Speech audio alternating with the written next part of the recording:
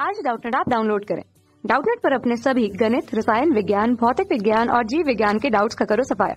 बस प्रश्न की फोटो खींचो, एक ही प्रश्न को क्रॉप करो और तुरंत वीडियो सोल्यूशन पाओ। अभी डाउनलोड करें। प्रश्न दिया है गैसों में ध्वनि का वेग किस बात पर निर्भर करता है, और यहाँ पे 4 विकल्प दिया है, जिसमें ए है ध्वनि की तरंगदैर्ध्य पर, बी गैस के घनत्व तथा प्रत्यास्था पर, सी ध्वनि की तीव्रता पर, डी ध्वनि की आवृत्ति तथा आयाम पर। तो आइए हम लोग इस प्रश्न का उत्तर देते हैं, लेकिन उससे पहले हम लोग यहाँ पे देखेंगे कि ध्वनि तरंग या फिर ध्वनि वास्तव में होती क्या है। तो जो ध्वनि तरंग होती है यह हमारी यांत्रिक तरंग होती है। कैसी होती है? ध्वनि तरंग जो है वह यांत्रिक तरंग होती है, जिसको चलने के लिए माध्यम की आवश्यकता होती है। ठीक है, यांत्रिक तरंगों को चलने के लिए माध्यम की जो है आवश्यकता होती है। तो माध्यम हमारे पास कुछ भी हो सकता है। माध्यम कहने का मतलब हमारे पास यहाँ पे यह द्रव हो सकता है, ठोस हो सकता है या फिर गैस हो सकता है। ठीक है, इन तीनों में से कोई भी एक माध्यम होना चाहिए। ध्वनि को हम लोग निर्वात में नहीं सुन सकते हैं। ठीक है, निर्वात में हमें ध्वनि नहीं सुनाई देगी। क्यों? क्योंकि निर्वात में इसके चलने के लिए मार्ग यानी कि माध्यम नहीं मिलेगा। और यहाँ पे मान अगर हम लोग देखें लगभग 20 डिग्री सेल्सियस ताप पर, तो ध्वनि का जो वेग होता है v, यह हमारे पास लगभग हो जाता है 344 मीटर प्रति सेकंड हमें प्राप्त होता है।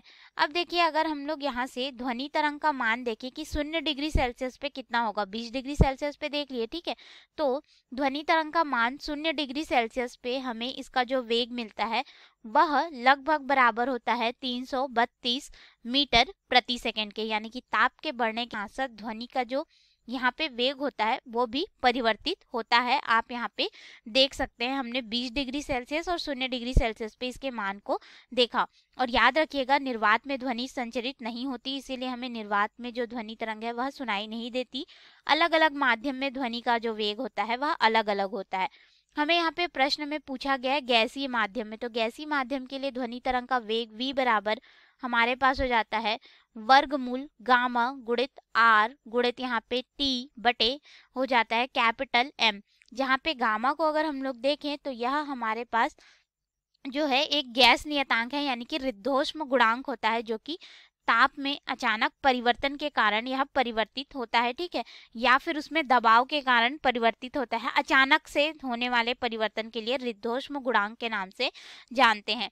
आर सार्वत्रिक गैस नियतांक है, टी ताप है जिसका मान हम लोग केल्विन में लेते हैं, एम जो है गैस का अणु भार है। अब यहाँ पे अगर हम लोग मान को देखें तो हमारे पास क्या होता है कि आदर्श गैस समीकरण में जिसे हम लोग ताप P गुणित आयतन V बराबर हमारे पास यहाँ पे हो जाता है जो द्रव्यमान होगा बटे अणु भार गुणित यहाँ पे R T लेते हैं, और यह मोलों में मात्रा को दर्शाता है। तो इसके अनुसार हमारे पास यहाँ पे मान अगर देखेंगे तो ध्वनि का वेग v बराबर कितना हो जाता है वर्गमूल गामा गुणित दाब P बटे यहाँ पे हो जाता है घनत्व रो के रूप में। ठीक है, यह हमारे पास जो आयतन v दिया गया है और यह वेग है, तो वेग को इस तरह से दर्शा देते हैं। आयतन v जो है घन मीटर में हमें मिलता है। ठीक है, जो कि m गैस के द्रव्यमान को दर्शाता है।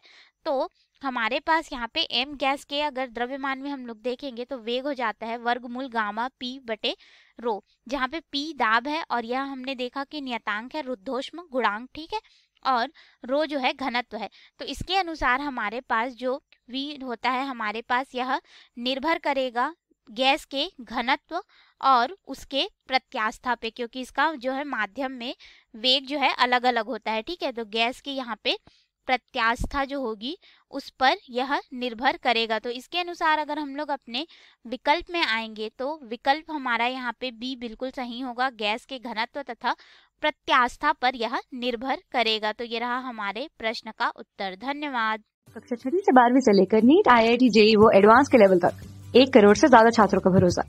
आज ही डाउनलोड करें डाउटनेट ऐप या व्हाट्सएप करें अपने सारे डाउट्स 8400 400 400 पर।